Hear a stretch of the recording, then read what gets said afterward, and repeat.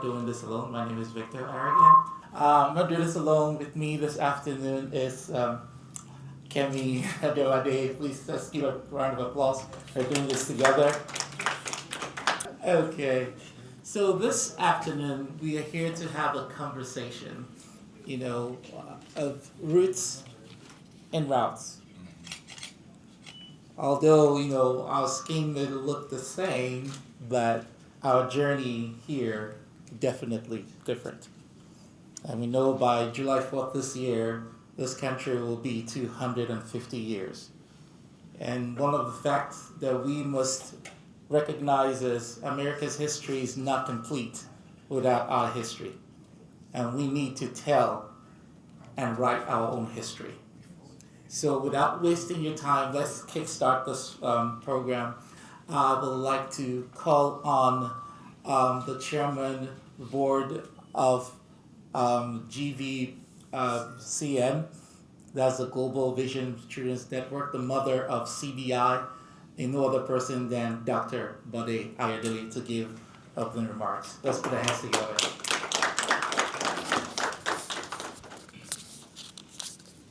Good afternoon. Good afternoon. First, I want to humbly appreciate everyone here for taking time to be here this afternoon. We recognize you and we greatly appreciate that. And I also want to put on note the organizers of this program. Honestly, I've been involved in series of programs like this. It's not really easy to get people like you to come over and be part of this discussion. So we greatly appreciate you for coming. I'm Dr. Ayodele Olabode, and I teach at Indiana State University, and I'll be with GVCN from day one. The CBI is a arm of GVCN. Last year, I think it's almost last year, I was at the program that was organized by this group. For those of us that were in attendance, it was a fantastic program where some individuals were awarded for their contribution in their contribution to the growth of the African community in Indianapolis or in Indiana as a whole.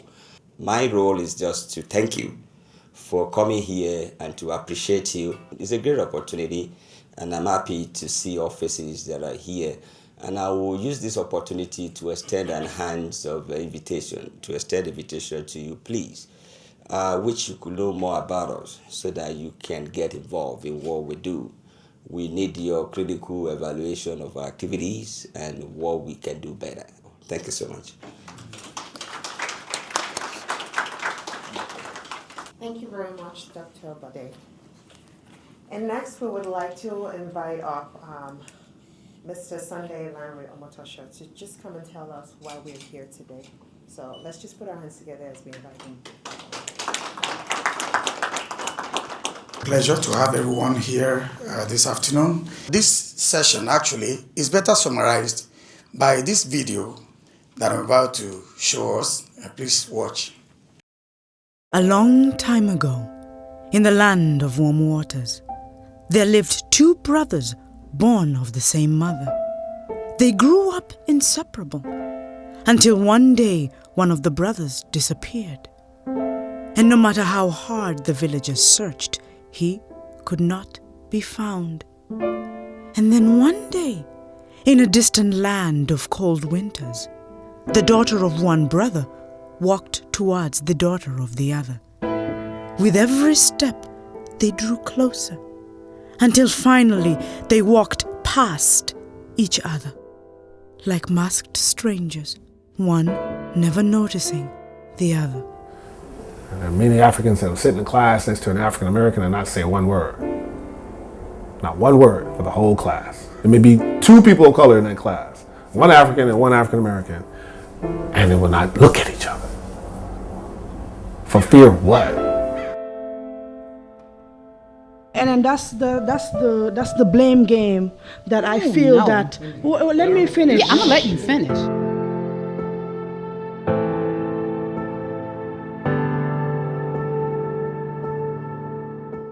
Now we see, this is what actually struck my mind the last part of that video. You see, before they actually started the conversation, they're already arguing. So, and this is why we need to come together and see what are we really doing wrong and how can we mend those in order to benefit from one another. Thank you so much. Back in about 2010, even 2011, if you were to ask me about some of these issues, I don't know what I would have said. And it wasn't that, I mean, there's nothing to say, but because I was not exposed to anything. I mean, I grew up in Ghana before I came here, but prior to me coming here, I had no idea about, transatlantic slave trade. I mean, I had an idea, but I think the way I had it in colonialism, the idea was how Africans we benefited from. And oftentimes, the way we were told is like, up to now, even in Ghana, we still have that in our high school syllabus that it brought us European clothes. It made us to speak English. It's made some people to have work in offices and other kinds of stuff. So right from the beginning, I think the kinds of the orientations you have around some of these issues were softened, and we were actually made to feel like that which has caused a lot of harm is beneficial to us, right? So I came here, I mean, had no clue about a lot of the things, but my experiences after school and working in, living in, different areas, segregated areas and stuff, exposed me to a lot of things that I realized I began to question a lot of stuff. So in my PhD, I began to really explore these deep, and then that was where I think I realized that yes, even though we come from the same root and the trunk that Mr. Omotoso alluded to, is actually one of the pieces. The process were really experimented on the African soil way back. And so before America was established, they knew how everything was going to work. Now I go back to Ghana and it's like America is in my palm, right? We come here, we want to become doctors, we want to be this. Sometimes we don't understand that the ideas that we are coming to study here, the same ideas that enable slavery, both back on the continent and then here, the whole processes. So it doesn't matter how good your intentions are. If your tools, the very tools that created a problem is what you're using, it's not going to do anything. But without exploring some of those memories and how they orient us to see, what we don't see, and how we think the way we think, I think we will always be doing something with good intentions, but we will end up reproducing harm. What is my connection? My connection is identity. Having that, yes, it is spiritual, it is cultural, but it's more of an identity. I grew up in America fighting for my own identity. I grew up, I am the oldest of 9, and in the oldest of 9, we have different hues within our family, skin color hues. And we were considered biracial even though we weren't. My grandmother is biracial, but we are not. I have 2 Black African American parents. And within my own culture, there was discrimination. I did not understand that because we were all Black. But then as I grew up and I began to work in the workplace, is where I realized even more so that there is a difference between Black and white, our cultures, and even within our own cultures. It was at one point, I was a supervisor at an insurance company, and I'm also prior military. So when I returned from my deployment, I was given a team. I was supervised over, I believe it was 6 or 7 Africans. And my team pulled me together and said, you do know why you have us, don't you? And I said, no. I didn't understand. I didn't think it was a bad thing. I didn't think anything other than we were here to do a job. And I began to look around at the Snickers, and I'm thinking, why? What's the snickering about? You know, I'm a supervisor. I can supervise anyone at any given time. And he said, look at your roster again. Every name on the roster were all Africans.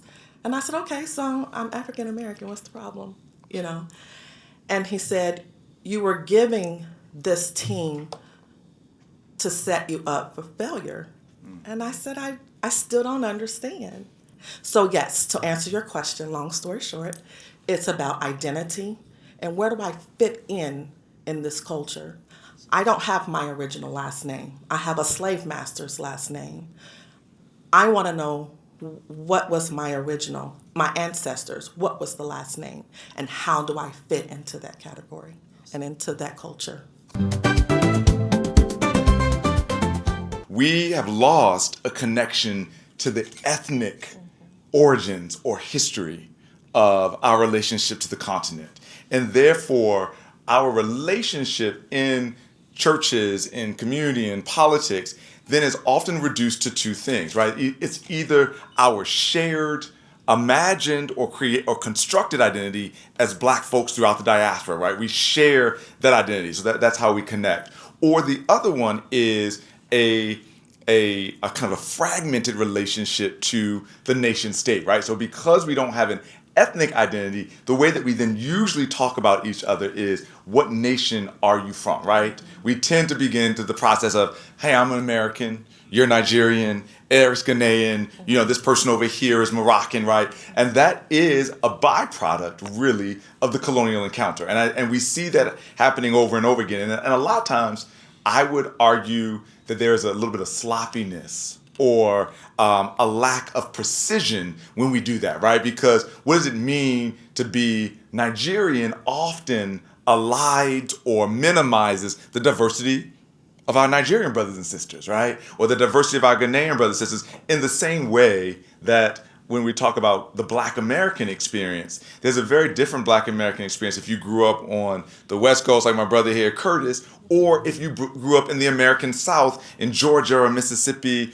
or, you know, or Louisiana, right? And so part of the way that I think that we meet is around these colonial categories that we have to unpack, right? These categories of the nation state, these categories either of a shared collective identity that sometimes works, but doesn't really unpack the nuance and the complexity of our experiences. And so in many ways, I think that there are some problems with that because it doesn't get to the diversity in any one of these spaces, right? The diversity of my African brothers, or the diversity of my Nigerian brothers, or the diversity of even my Yoruba brothers, right? And sisters, right? We often narrow that, or we simplify that too great in the same way that we do. And therefore, there's a push for more nuance, more complexity, more detail in a lot of those spaces.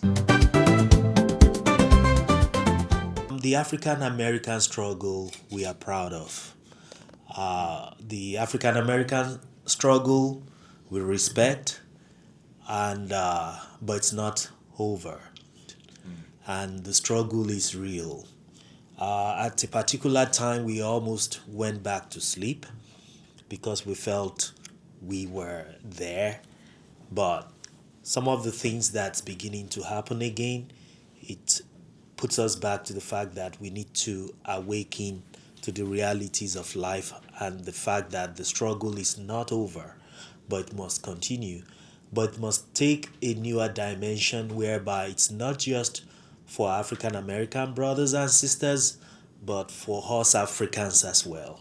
Even those that are behaving in a certain way today, they can't be really proud of what they are doing. They are just choosing to go against conscience and humanity. God has written his rules in our hearts.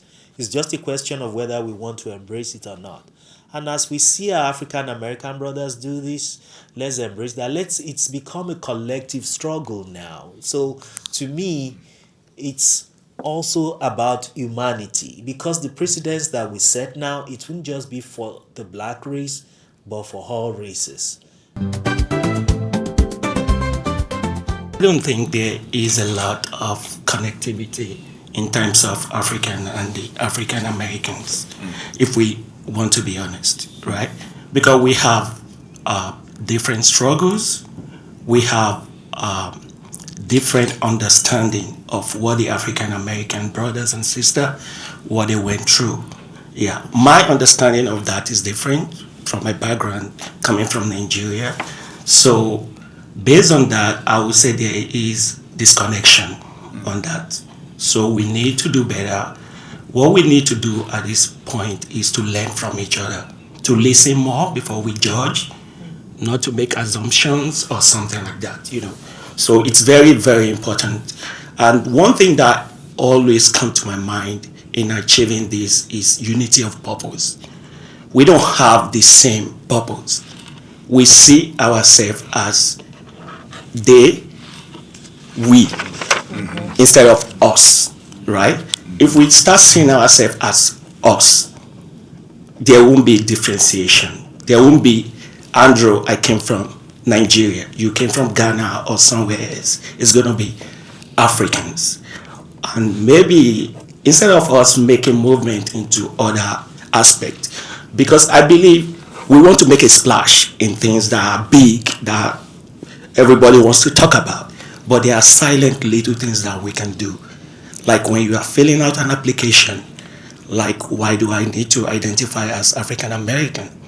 Or why can't I identify as African or American? There are things that we can start doing and strategically that can make us understand each other. This is a starting point for all of us. I really like the program and the topic. We need to get together more often like this, you know, do things together, learn from each other. Not only the jollof rice or whatever it is, you know, this should be educational. I also believe it is the fallacy of what has been delivered through media and through our history. As I stated before, you know, I was approached and said, I was told, your history is not correct, right? And so I just believe there are a lot of fallacies that have been displayed from both the African community and the African American community. And just like with my experience, I have now networked with the African community, and I am continuing to learn about different cultures, different ethics, different methods and concepts within the African community that is helping me to bridge and tie into an us instead of a we or they or them. I'm a teacher all the way around. I teach at University of Indianapolis. I teach at Northwest Middle School. Go Greyhounds. Yeah. I also teach at times for School of Ministry, and I just believe that everything alludes to education. Yeah. But you have to have an open mind. I can teach all day long, but if my students do not have an open mind, they're not going to learn. And so I have to find a way to engage my students and probe them into a topic where they would want to learn. And if we continue to have programs where we're educating and enticing our students, this is where we begin to need the knowledge of our students and the want and the desire to understand both communities. We should learn how to ask questions. Why? Right. Why? If you read something, don't believe it. Always ask why. Why is this happening? Why did they say this? Is there another way of thinking about a particular situation, problem, or what have you? Why do I need to take your solution as the best solution? Why do I need to use your idea as the best idea? If you start asking those questions, why, you will arrive at a similar answer or something totally different. So we should educate our youth, our younger ones, our kids to always ask questions. Why do I need to do what you asked me to do? The media has shown African Americans or a black culture as lazy, dumb. There's always heavy crime in the area. They don't care. It's always been something negative. Never anything positive shown on both ends. And so if you're constantly seeing that, your mind is being conditioned that Africans is this way, African Americans is this way.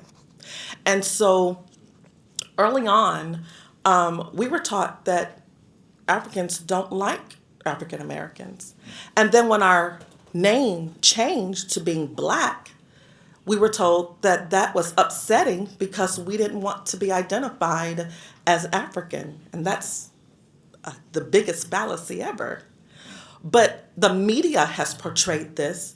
And when the media begins to portray what they want you to know, it is a foundation of conditioning the mind. It is a strategy to keep the African community and the African American community oppressed. More importantly, the African American community, based off of all of the tenets from the slavery period.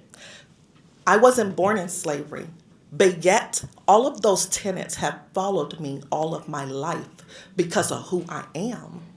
And our forefathers and our grandmothers and my great-grandmothers, they were all conditioned in a certain way based on the fallacy of the media. Again, how can we break this? How can we break through the fallacies of the media? Is to have programs such as this. Let's let go of who like us, who don't, the fallacies of the media. Let's forget about it. Because we know that all of those fallacies were strategies to keep the African American people oppressed. It's just part of that recipe. I had not learned about the great inventions, the patents, the legal patents, not just somebody inventing something, but they were legally patented. The things that we are all benefiting from, the lights, the street lights, etc. I believe that we can teach. And I found it astounding. I was actually angry that I had never learned this in school. Yeah. I learned about George Washington and all the presidents and all that, but I didn't learn about all the wonderful things that African Americans, but this comes from Africa. It's African minds. That's right. That's right. So I just want to say that we probably might encourage students or people if we brought this out, if we tell young people, I'm sure that they're not learning these things, so that they can say, I can do also, because I know that my ancestors did it. Right. Even in all the situations that they were in, that they weren't recognized for doing these things. So I'm just throwing that out to you. We've had so many concepts being mentioned, but one thing I've not seen anybody mention is respect. That's important. Because that is something that you can't have. You can't have love without it. It doesn't mean we're all going to be the same, because we are not. That is the truth of the matter. The truth of the matter is that the average black man hates himself and hates his fellow black man. In Nigeria, I did not know anything about the struggles of the black people here before I came here. Thank you. I did not even know who Martin Luther King was. Now that tells you something. So when you come and somebody says, what's happening? And I remember I didn't see too many black people in Bloomington. I was wondering why. And I remember a lot of people asking me, why did you choose Indiana? First of all, Indiana is cold. But all the brochures I received before coming here just showed people lying in the sun and everywhere. So I didn't know there was cold here. So I came on campus in the fall, early fall, late summer, wearing one of those big puffy jackets, and everybody was in t-shirts. But I tell you something. It is no longer the we have to take responsibility. That's what I want to talk about today.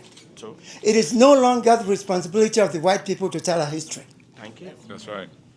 And I'm tired of hearing the media being blamed, the white people being blamed. We are not stupid. We are not. We are intelligent people.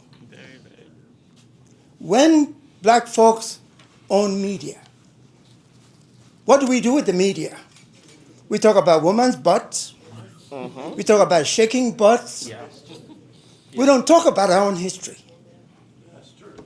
Look at BET, when BET was owned by black folks before they sold it. What did we showcase? How much programming did you see that talked about our culture, that talked about our achievements? And look at our leaders. Before I talk about, look at people. When our folks start making a little money, they forget their identity. Smokey Robinson says he wants to be called an American. See, that's what the slave masters wanted. They want you to lose your identity. We are not stupid. First of all, the Africans, you have to respect what the African Americans did. True. Because if it's not for them, I would not be standing here talking to you. They died. They were hung. They marched. They did everything so you and I can come here and drive a car, rent a house, prosper.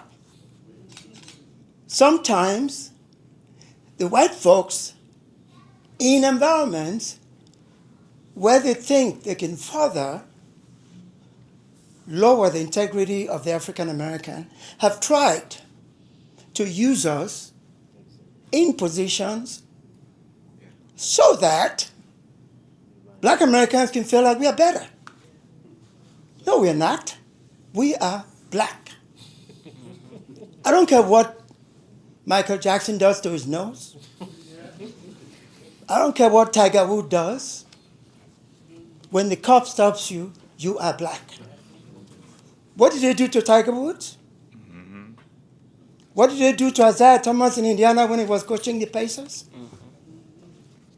We need to live here today by taking responsibility, teaching our children the history.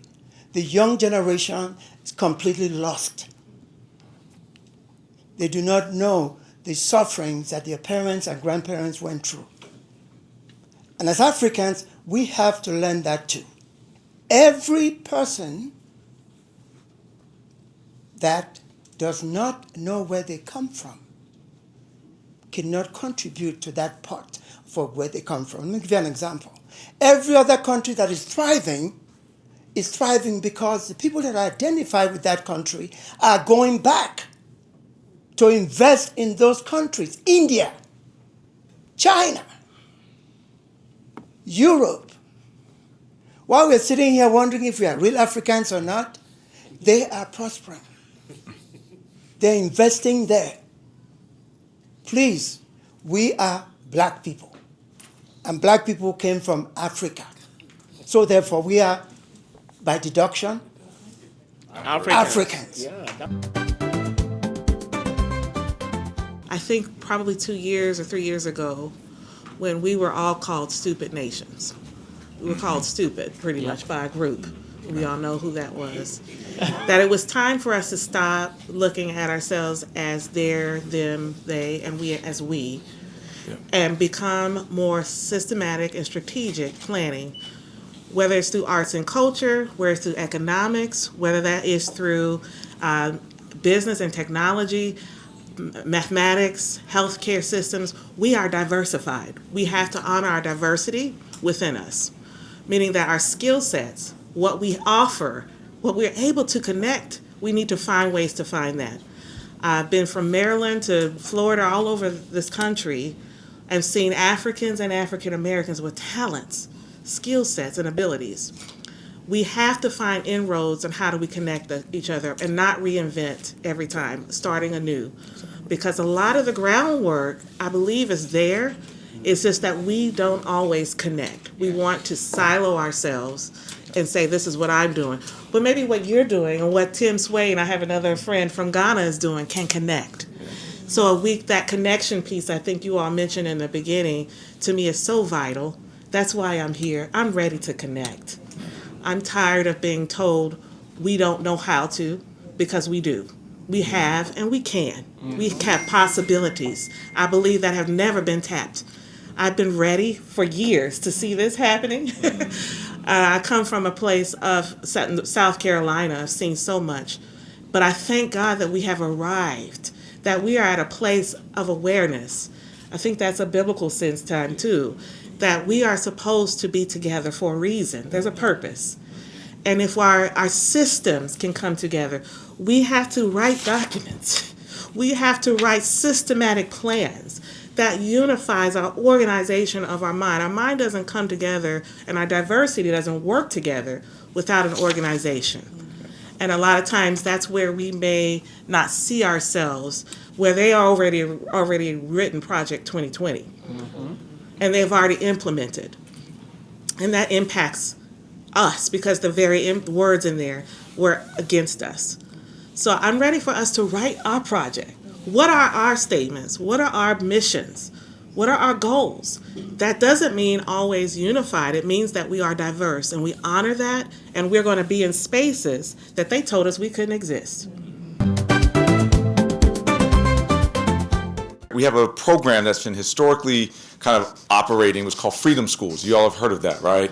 We are restarting Freedom Schools here in the city of Indianapolis. But again, the problem is, and these are schools that are designed for basically Saturday school, right? You know, we might not be able to do it, you know, Monday through Friday. We can build that infrastructure over time. But again, the question that we're asking here is, who are we reaching out to join us at that Freedom Schools? Are we going to continue the kind of the long history of social distance between African and African Americans in our community? And that means that Freedom School becomes only for African Americans in certain neighborhoods, and then we have Yoruba language schools only for, you know what I'm saying? We've got to figure out that we're going to come together, that we're going to take advantage of those spaces, and we're going to teach and work together in those spaces, collectively. They say that the design or the architecture of a caste system is to continue to put social distance between those folks who, if they were working together, could overturn the system completely.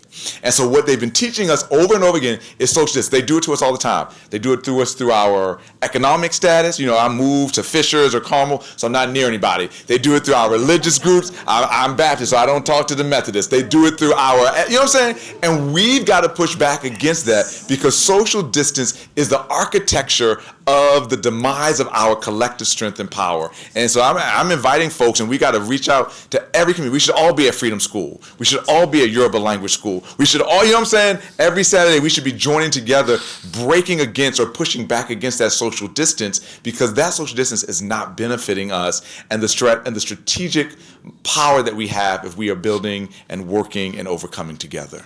Bob Marley will say, emancipate yourself from mental slavery. That's right. So let's emancipate from things that they think we must say for political correctness only, because that's what makes some people feel better about themselves, even if the foundation is not premised on something right. So we must also be able to question democracy as it's being practiced, not as it's being preached. So democracy is preached in a certain way, but the reality is showing differently. And look at what Mamdani said in a few days ago. He was even quoting the Bible as a Muslim. I'm a Christian, I go to pray in the mosque. I see the things that Muhammad Ali say. I learn from others. I learn it's not about religion. It's not about those social things they used to desegregate us. And we must be able to, even as Christians, there are still segregation among sects.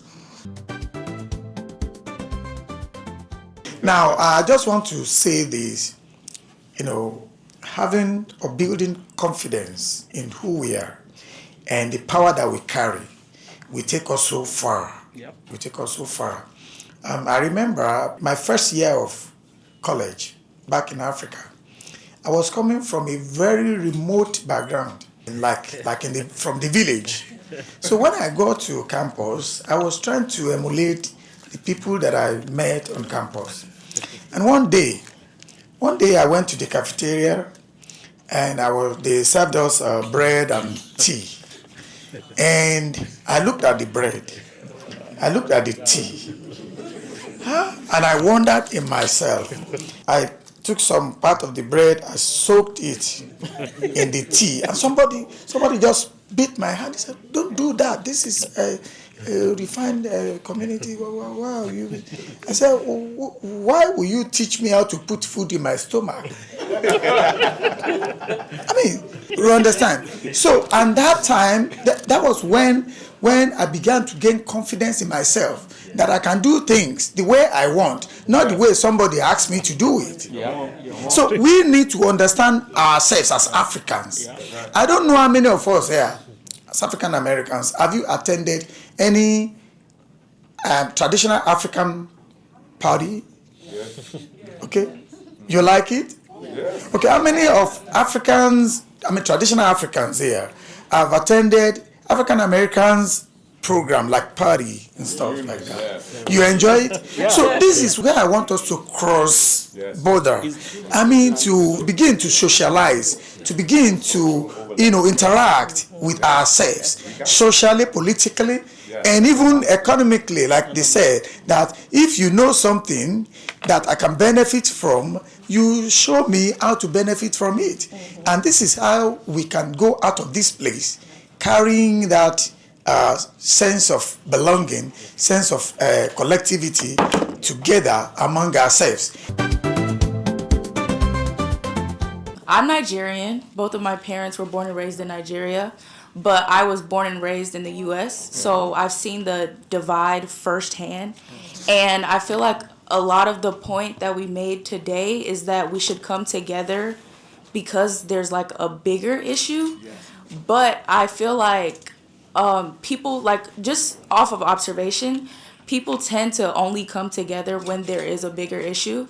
Like tribalism in Nigeria, it seems to fade when there's issues against Nigeria, and problems in Africa as a whole, they seem to fade when there's a bigger issue. But I feel like even being in college, I'm on a dance team basically, and they always tell us that the way you practice is the way you play. And people will see, people see on stage if you like your teammates. They can tell if you like your teammates. They can tell if you get along with your teammates. So I feel like regardless of the problems, we should come together. Outside of the problems, we should love each other regardless. That's all I wanted to say. Learning about my background really helped me understand, because my paternal grandfather's Jamaican. So we just knew we wanted locks. We didn't know why. But we just associated our culture with Jamaicans, but not understanding the African culture associated with that Caribbean background. So, and that's just 40%. We got a whole lot of other African families. So I advise a lot of people to do their background and know who they are, because then you can kind of understand, I'm not far off from you. You're my brother, you're my sister. So when I have respect for you, I can learn from you. So one of my really good friends, she's from Senegal, and I used to be blown away that she knew 10 languages, and I felt so behind. I only took French because my mother did. So I hear Creole, but I don't really know what it means. I just know it sounds like French, but it's broken up. But it's just those things where you grow up and you just don't understand, I'm more than just roots. I knew I was royalty, I just didn't know why. For over 4 centuries, Africans on the continent and Africans in America have developed under different pressures. One of them endured colonial rule, the other endured slavery and segregations. Both endured systemic dehumanization. Yet today, we meet, whether we're in Atlanta, we're in Indianapolis, Accra, Lagos, or London, we recognize something powerful. We are not strangers. We are separated relatives. In recent years, tensions have surfaced between Africans and African Americans, debates about identity, misunderstandings about history, economic comparison, and cultural stereotypes that are amplified by social media. And these divisions are very real, but they are not original. They were engineered by systems that profited from our separation. The transatlantic slave trade fractured memory, languages, and identity. Colonialism divided Africa internally. Slavery separated Africans from Africa. What was forced apart centuries ago must now be intentionally reconnected. African Americans built civil rights foundations that benefit many African immigrants today. That's what he said. That's why we're here. That's why I can tell you thousands of benefits that have derived from just connecting with African Americans. She's there, she's there, he is there. I mean, I can mention everyone that is here today. I have derived some serious benefit from connecting with them, right? So we have to respect ourselves, you know, and we give honor to who deserves the honor. The Bill Civil Rights Foundation, and I just don't want to deviate from what I've put down, that benefit many African immigrants. African preserved cultural heritage that many in diaspora now seek to rediscover. We're not competitors. We are complementary of each other. Moving forward requires 3 commitments. 1, education. And everybody said, I'm just summarizing everything. We must teach honest, nuanced history that replaces blame with understanding. 2nd, economic collaboration. Instead of comparison, let us build a joint ventures, shared investments, and cross-continental partnerships that strengthen both communities. 3rd, which is a structured dialogue, just like this. We must create safe spaces, online or offline, where difficult conversation can lead to growth and not division.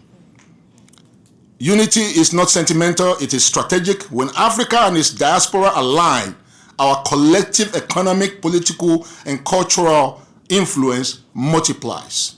We were separated by ships, but we are reunited by choice. And this is a choice we're making to really, come together. So congratulations to us. So thank you very much. Thank you, ladies and gentlemen. I appreciate it.